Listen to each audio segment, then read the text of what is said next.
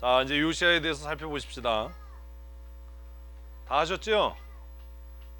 이게 시간이 없어요. 빨리빨리 하셔야 돼요. 이제 이렇게 얘기하면 지가 오전 내내 딴소리 해놓고 시간이 없대 씨.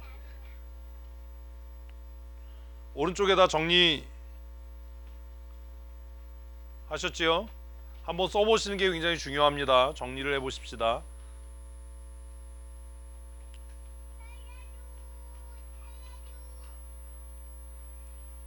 살지마. 너 누가 살려달래.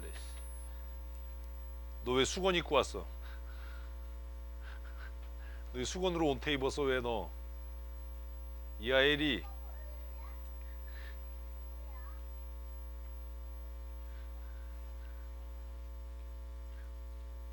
시간을 더 드려요. 됐어요. 자, 이제 고개를 다 드시고. 고개 드는데 아직도 쓰고 있어. 이제 고개를 다 드시고 이제 이야기를 합시다. 이야기를. 요시아 시대를 밝히고 있는 이유가 있겠지요. 시작이 지금 어떻게 시작해요? 아몬의 아들 유다 왕 요시아의 시대예요. 그래서 본문에 나타난 거 보니까 요시아는 누구의? 아몬의 아들이에요. 그리고 유다가 배경이에요. 유다의 나라가 배경이죠. 자, 그런데 관주를 찾아보면 이제 쓰지 말고 이제 들으셔야 돼요. 어디요? 왕하 22장으로 돼 있어요. 근데 22장을 보면 그 앞에 뭐가 있죠? 21장이 있죠. 21장을 보면 누가 나와요? 므낫세가 나와요. 므낫세는 누구예요? 아몬의 아버지예요. 응? 히스기야의 아들. 그죠? 므낫세는 어떤 왕입니까? 악한 왕이에요.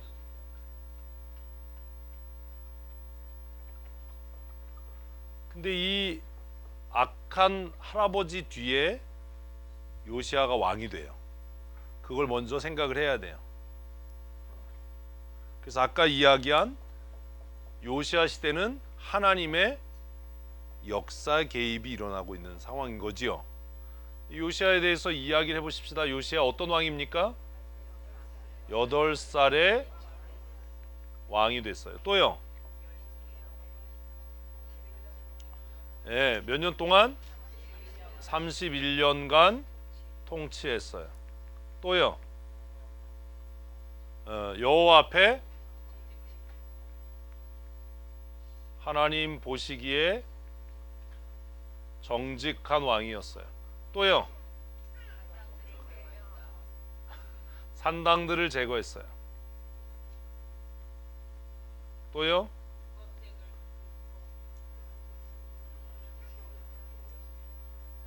뭐 이게 다예요? 중요한 게 6월절을 다시 부활시켰어요. 그죠? 6월절을 다시 시켰어요. 또 어떤 일을 했어요?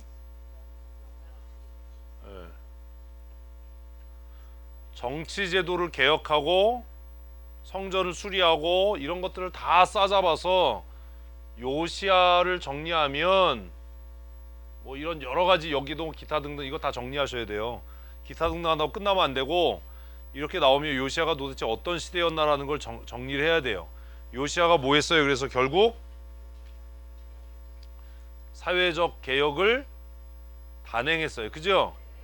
그런데 요시아의 개혁의 특징이 뭐냐 하면 요시아가 이렇게 개혁 운동을 하게 됐던 결정적인 원인이 뭐예요?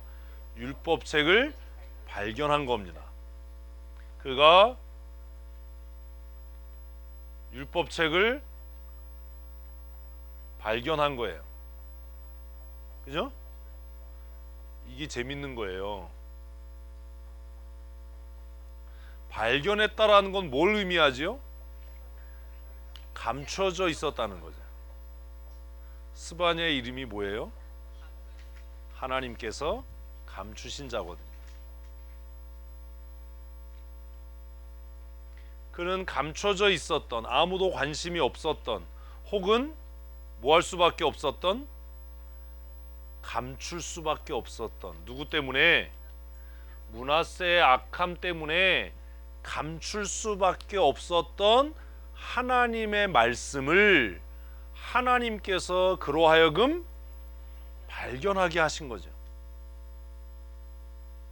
이걸 아까 뭐라고 얘기했어요? 하나님의 역사 경영이다.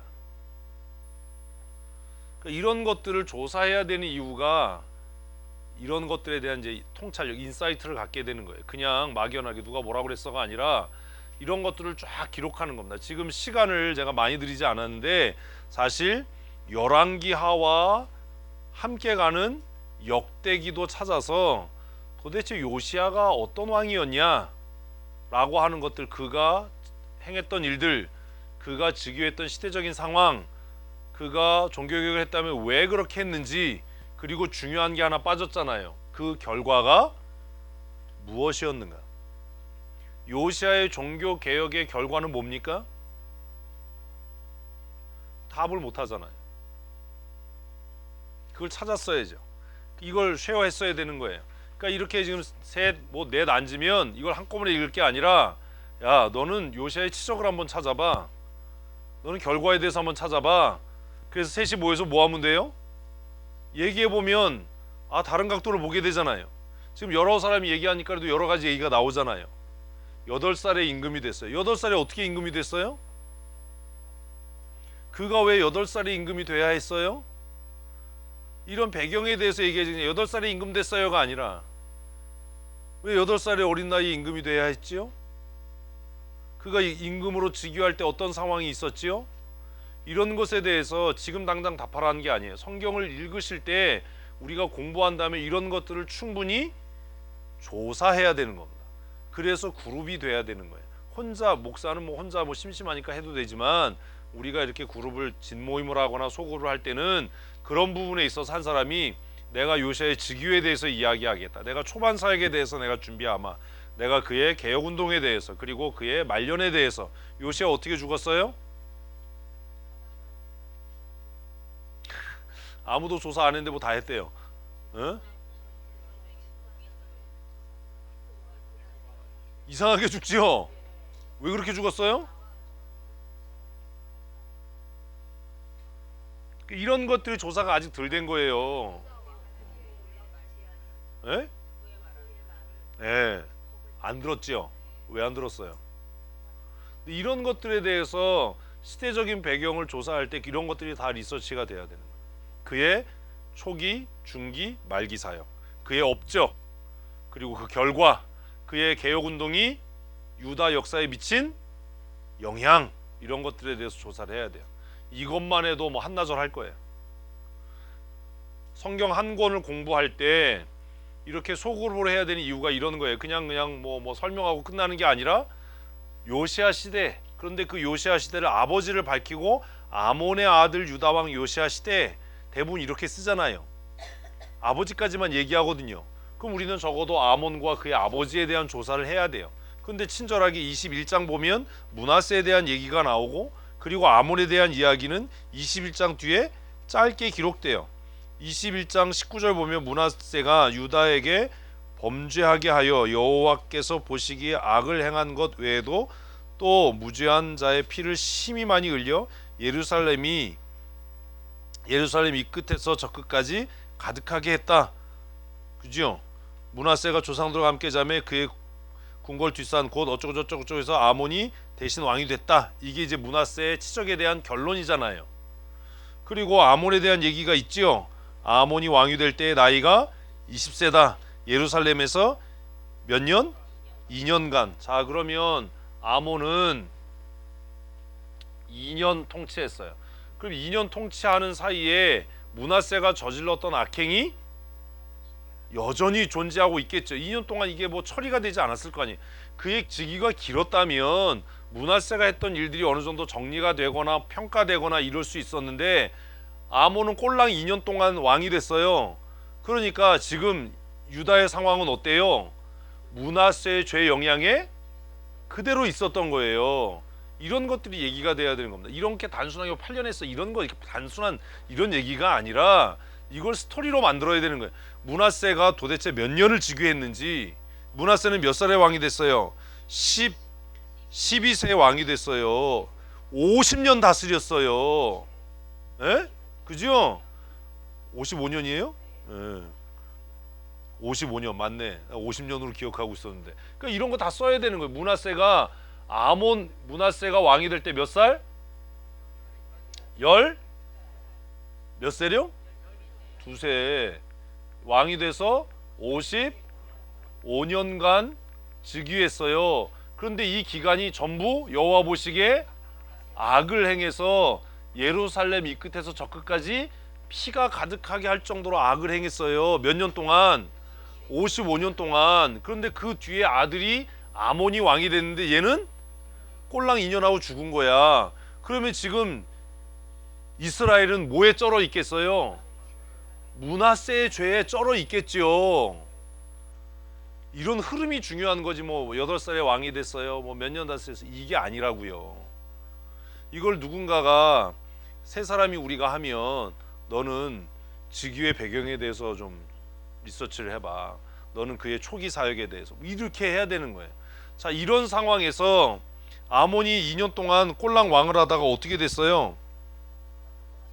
이 사람도 악을 행하다가 죽임을 당하죠. 타살을 당해요. 그러니까 급하게 8살 먹은 애가 왕이 된 거예요. 그런 것들이 설명이 돼야 돼요. 그래야 지금 스바냐가 하는 이야기가 이해되는 거예요. 자, 므낫세의 아버지는 히스기야예요. 히스기야 때는 어떤 일이 있었어요? 이렇게 되면 막 줄줄이 다 공부해야 되니까 어렵죠. 그런데 히스기야를 한번 얘기해야 되는 이유가 뭐냐 하면 아까 얘기했잖아요. 4대 할아버지까지 얘기를 하고 있다. 이게 그런 것들이 조사가 돼야 되는 겁니다. 사실 스바냐는 이 1장이 중요해요. 1장 1절이. 성경 이제 읽으시면 선지서 읽을 때 이런 백그라운드에 대한 배경에 대한 조사가 충분히 있어야 됩니다. 왜냐하면 선지자를 통해서 선포되고 전달되는 말씀은 뭘 기초로 해요? 시대 상황을 기초로 하기 때문이에요.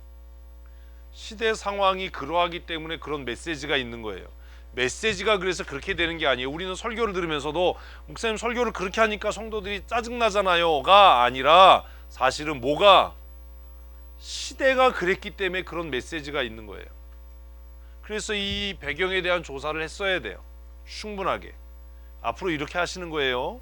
그러니까 앞으로 우리가 소선지를 읽든지 선지서를 읽으면 어느 시대에 누가 즉위할 때 사역했던 거다라고 하면 먼저 시대 배경을 충분히 정리를 해봐야 돼.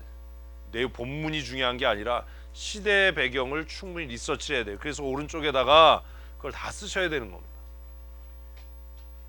요시야는 아몬의 아들이고 아몬은 므낫세의 아들이다. 근데 므낫세는 어쩌고 저쩌고 뭐 이랬다. 예루살렘에 피가 가득하게 했다. 그는 55년간 여호와 보시기에 악한 일을 했다. 그죠? 그리고 그의 아들이었던 아몬은 꼴랑 2년 다스리고 악을 행하다가 암살당해 죽었다. 그리고 그 뒤를 이어서 나라가 어떨 때 위기 상황에 있을 때 몇 살에 8살에 요시야가 왕이 됐다. 그런데 요시야가 왕이 돼서 그렇게 바르게 할 수 있었던 이유가 뭐냐? 이유가 뭐예요?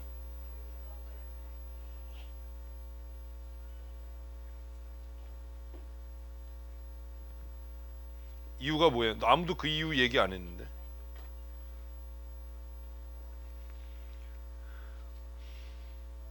요시야 뒤에 누가 있었습니까? 제가 이거 옛날에 설명했는데 엄마가 사독의 딸이었다고. 안 써 있어요? 그의 어머니 이름은 여디다요 보스가 아다의 딸이었다. 이 사독 집안의 사람입니다. 그리고 그 뒤에 열왕기 역대기를 보면 그가 왜 그렇게 신실할 수밖에 없었는지 설명이 또 나와요. 같이 보셔야 돼요. 그리고 그가 성경 율법책을 발견한 게 몇 살 때예요? 3절 요시야 왕 18째 해. 그럼 몇 살이에요?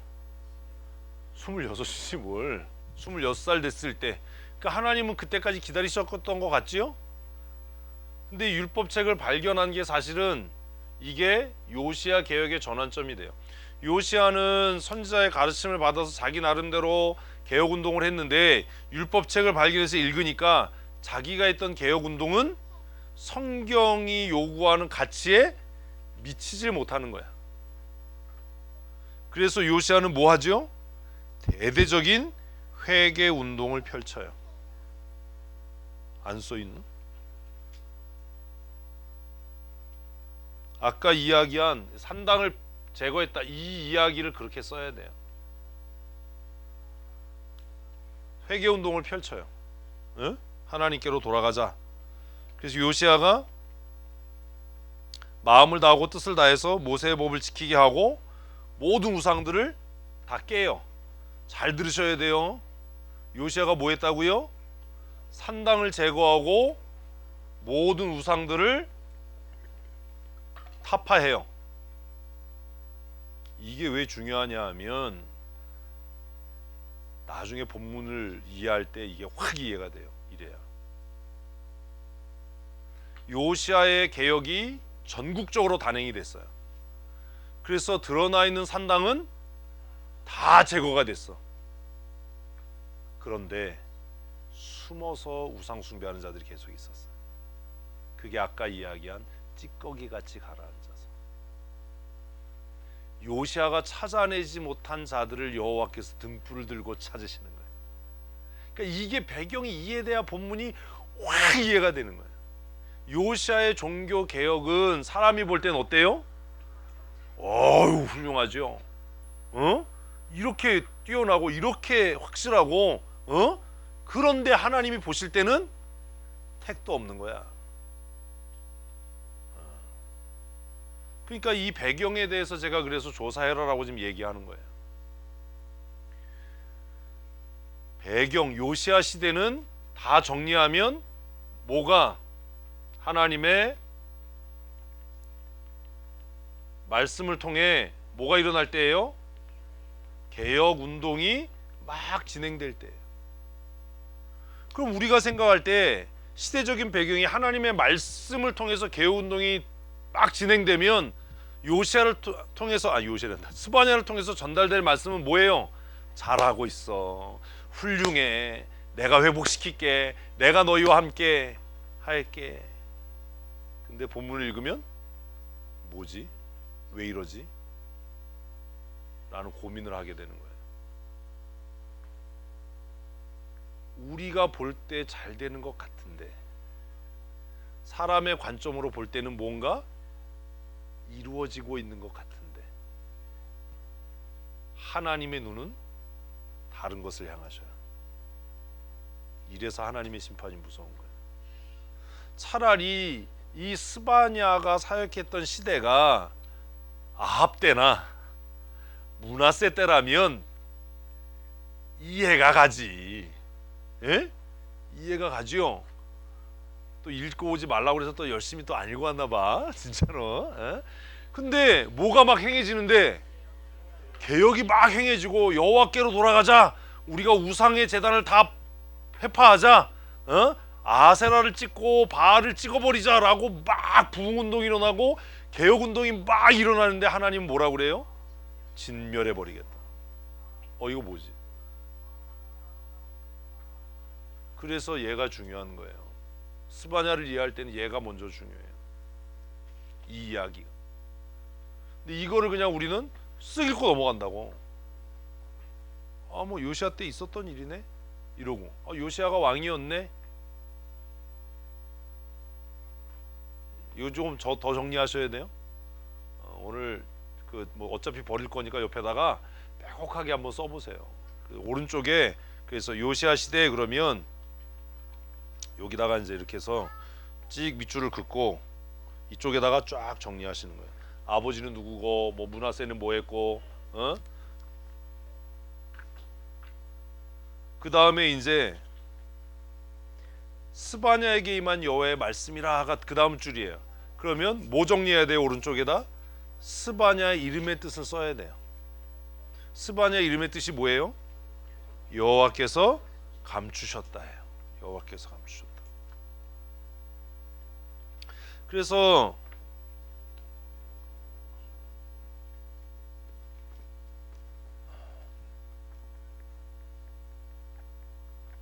스바냐 하니까 뜻이 뭐냐 하면 여호와라고 써야지.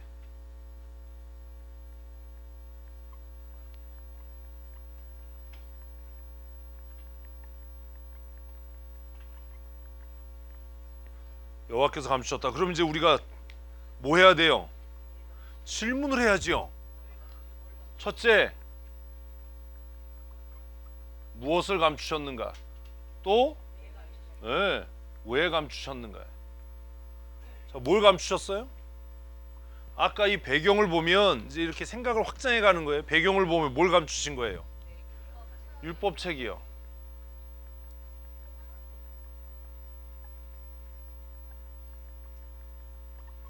하나님의 말씀을 감추셨어요. 쓰지 말라고 그래봐 또 우리 쓰고 싶잖아요. 막 불안해서 집에 가면 잊어먹을까봐. 어? 근데 공부하는 법을 배우셔야 되는 거예요. 뭘 감췄어요? 배경을 보니까 하나님의 말씀이 감춰졌어요. 왜 감췄어요? 왜 감췄어요? 그 말씀을 보존하시기 위함이에요. 하나님의 말씀이, 그래서 우리가 생각해야 되는 거야. 아, 나에게 하나님의 말씀이 감추어지지 않았나? 그럼 나는 망한 거예요. 어? 그런데 그 감추어진 말씀이 누구에 의해서? 요시아에 의해서 발견되거든요. 그죠? 하나님의 말씀은 누구에게 발견돼요? 하나님을 구하는 자요. 그래서 제가 사모하는 마음이 있어요. 하나님이 그냥 깨닫게 하지 않는다. 내가 노력할 때, 내가 사모할 때, 뭐 규칙적으로라도 읽기라도 하고 큐티라도 열심히 하려고 할 때 하나님이 깨닫게 하시지.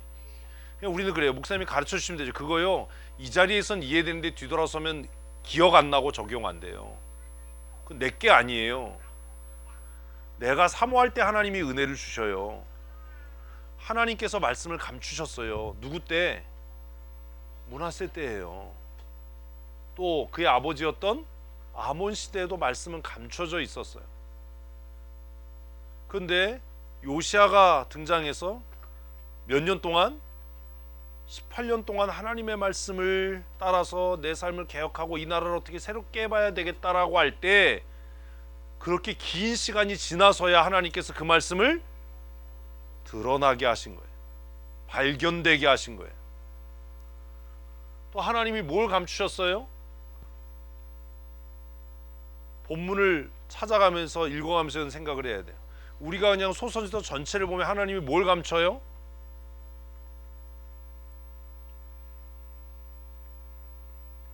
구원받을 자를 감추셔요. 다른 말로 하면 구원받을 자를 보호하시고 숨기시는 겁니다. 이해되시죠? 그래서 하나님의 진노의 심판이 행해질 때 하나님은 하나님의 택한 백성들을 감추셔요. 그들을 보호하셔요. 그 좋은 예가 뭐예요? 엘리야가 나 혼자 남았습니다라고 할 때 바알에게 무릎 꿇지 않은 7,000명을 내가 감춰놨다. 모든 세상이 악으로 막 도배되는 것 같을 때 하나님은 신실한 하나님의 사람들을 감추시는 겁니다. 그 환난의 때를. 그래서 우리가 찬송하는 겁니다. 주날개 및 내가 편히 거한다. 우리가 주날개 밑에 숨는다. 그곳에서 우리가 안전하다 라고 찬송하는 겁니다. 구원받을 자를 숨기시고 감추십니다. 왜요? 그들을 구원의 날에 살리시기 위해서입니다. 또 부정적으로 얘기하면 하나님께서 무엇을 감추셔요? 심판받을 자들을 감추셔요. 이건 조금 어려운 거예요. 이건 아주 우리가 좀 고민해야 되는 것 중에 하나인 거예요. 이런 거죠. 우리가 살아가면서 왜 저런 사람 왜 하나님이 즉각적으로 심판 안 하시지? 왜 하나님이 내버려 두지? 이럴 때 있잖아요. 하나님이 뭐 하고 계시는 거예요? 감춰두시는 거예요. 언제까지요? 하나님의 진노의 심판이 임할 때까지. 그러니까 심판이 즉각적으로 임하지 않는다고 해서 하나님이 안 계신 게 아니다. 하나님이 안 보시는 게 아니다. 하나님이 모르는 게 아니다 라는 의식을 반드시 가져야 되는 겁니다. 그게 없으면 망해요. 그래서 누굴 감췄느냐, 뭘 감추셨느냐, 그리고 그것들을 왜 감추셨느냐, 어떻게 드러나게 할 거냐. 스바냐라는 이름이 갖고 있는 이름의 뜻만 우리가 살펴봐도 이걸 정리를 하셔야 돼요. 자, 제가 설명드린 걸 오른쪽에다가 이제 정리하십시오. 누구에 대해서요? 요시아의 시대에 대해서. 요시아 시대에 대해서 아직 안 했잖아. 아까 하셨어요? 하셨어. 뭐 스바냐만 하시면 돼요. 옆에다가 다 정리를 하셔요. 이거는 쓰면서 그냥 외우는 거예요. 쓰고 버릴 거예요. 쓰고 기념물로 놔두지 마세요. 이면제다 드렸으니까. 요시아에 대해서 어떻게 정리할 겁니까? 여러분의 말로 정리를 하십시오. 스바냐에 대해서 정리하십시오. 스바냐의 이름의 뜻은 하나님께서 감추셨다라는 것인데 이것이 의미하는 것은 어쩌고 저쩌고 저쩌고 저쩌고 저쩌고 저쩌고 저쩌고 저쩌고 저쩌고 나 한번 써보면